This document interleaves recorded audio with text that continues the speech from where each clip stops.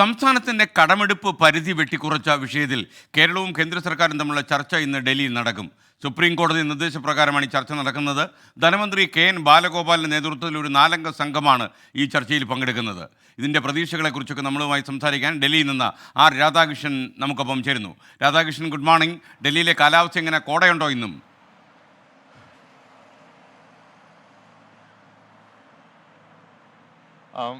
ഉണ്ട്. ഇന്നും മഞ്ഞ് ചെറിയ തോതിലുണ്ട്. എന്നാൽ മുൻപ് കഴിഞ്ഞ ആഴ്ചകളിലൊക്കെ ഉണ്ടായിരുന്ന രീതിയിൽ അത്ര ശക്തമല്ല. പക്ഷേ മഞ്ഞുണ്ട്, തണുപ്പും അത്യാവശ്യം നല്ല രീതിയിൽ തണുപ്പുമുണ്ട്. ഈ സമരമാണ് അറിയാവുന്നതുപോലെ ഡൽഹിയിലെ പല മേഖലകളിലും ഈ സമരവുമായി ബന്ധപ്പെട്ടിട്ടുള്ള നിയന്ത്രണങ്ങളുണ്ട്. അതുകൊണ്ട് ഈ മഞ്ഞും നിയന്ത്രണങ്ങളും ഒക്കെ ആയിട്ടുള്ള ഒരു സുപ്രഭാതമാണ് ഡൽഹിയെ സംബന്ധിച്ച് ഇന്ന് ഉള്ളത്. ആ പ്രഭാതത്തിലേക്കാണ് ഡൽഹി ഉണർന്നിരിക്കുന്നത്. ഓക്കെ, ഇനിയിപ്പോൾ നമ്മൾ ഈ ഡൽഹി നടക്കാൻ പോകുന്ന ചർച്ചയെക്കുറിച്ച് പറഞ്ഞാൽ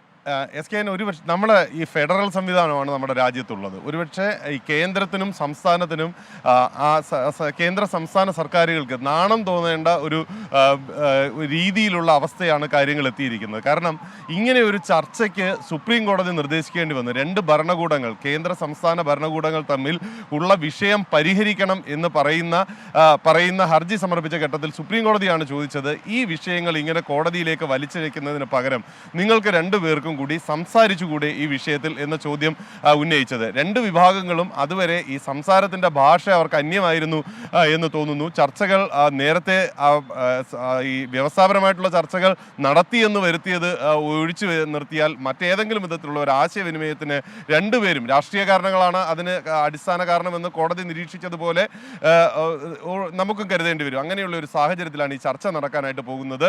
സുപ്രീം കോടതിയുടെ നിർദ്ദേശാനുസരണമാണ് സംസ്ഥാന സംഘം കേന്ദ്ര സംഘത്തോട് സംസാരിക്കാനായിട്ട് ഡൽഹിയിലേക്ക് എത്തുന്നത്. കേന്ദ്ര ധന സെക്രട്ടറിയുമായിട്ട് ആയിരിക്കും സംസ്ഥാന മന്ത്രി കെ.എൻ. ബാലഗോപാലിൻ്റെ നേതൃത്വത്തിലുള്ള സംഘം ചർച്ച നടത്തുക. നമ്മുടെ കടമെടുപ്പ് പരിധിയുമായി ബന്ധപ്പെട്ടിട്ടുള്ള വിഷയമാണ് ചർച്ച ചെയ്യാനായിട്ട് പോകുന്നത്. ഇതിൽ കേന്ദ്രത്തിൻ്റെ ഭാഗത്ത് നിന്ന് പറയുന്ന വാദം 15ാം ധനകാര്യ കമ്മീഷൻ പറഞ്ഞിരിക്കുന്നത് ധനക്കമ്മി 3% ഒതുക്കി നിർത്തണം എന്നുള്ളതാണ്.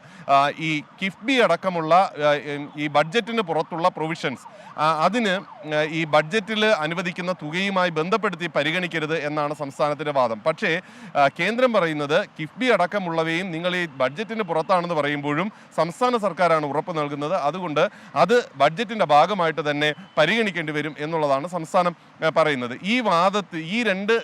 ഈ വിഷയത്തിൽ ഒരു പരിഹാരം 2 പേരും തമ്മിൽ ഉണ്ടായാൽ പ്രശ്നങ്ങൾക്കെല്ലാം പരിഹാരമാകും. കടമെടുപ്പ് പരിധിയുമായി ബന്ധപ്പെട്ട സംസ്ഥാനത്തിൻ്റെ ആവശ്യത്തിൽ കേന്ദ്രത്തിനൊരു തീരുമാനം കൈക്കൊള്ളാൻ സാധിക്കും. അതാണ് പരിഹരിക്കുന്നത്. ഇനി ഇതിലൊരു സാങ്കേതികമായിട്ടുള്ളൊരു പ്രശ്നം നിലനിൽക്കുന്നത്, ഇനി അഥവാ കിഫ്ബി അടക്കമുള്ള കാര്യങ്ങളെ ബഡ്ജറ്റിന് പുറത്തുള്ള രീതിയിൽ പരിഗണിച്ചുകൊണ്ട് നിലവിൽ പ്രശ്നങ്ങൾ പരിഹരിക്കുകയാണെങ്കിൽ മറ്റു സംസ്ഥാനങ്ങളും ഇതേ മാതൃകയിൽ സംവിധാനങ്ങളെ അനുവർത്തിക്കും എന്നതാണ് ഇപ്പോഴത്തെ ഒരു പ്രശ്നം. കേരളം അക്കാര്യത്തിൽ പറയുന്ന മറുപടി വളരെ പ്രധാനപ്പെട്ടതായിരിക്കും. ഏതായാലും ഇന്ന് വൈകിട്ട് 4 മണിക്കാണ് ഈ ചർച്ച തീരുമാനിച്ചിരിക്കുന്നത്. ഈ ചർച്ചയുമായി ബന്ധപ്പെട്ടിട്ടുള്ള വിഷയങ്ങൾ 2 പേരും പിന്നീട് സുപ്രീം കോടതിയെ അറിയിക്കേണ്ടി വരും.